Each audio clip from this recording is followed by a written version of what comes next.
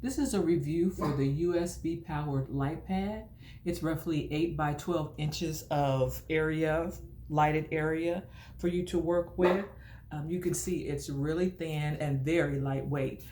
It also comes with non-stick pads on the bottom so it doesn't slide across your surfaces, which is really handy. And it's USB powered. You can see the plug here. When it's plugged in, you'll see this blue light. I don't have a very long cord here, so that's why I can't turn it all the way around. But when it's plugged in and powered up, you'll see this blue light illuminate, and then you just press this button and you see how it lights up. It does need to be plugged in to work. At first I did think that you just charge it and it would work, but no, it does need to be plugged in order for the light to shine. And I'm just demonstrating what you would get if you had your paper on the light pad.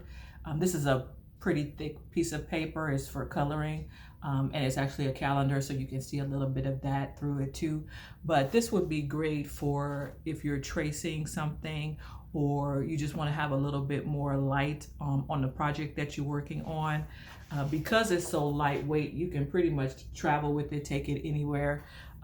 Art class, to the park, if you're doing urban sketching or anything like that, and you just want to have this light pad with you. It's a really nice one to get.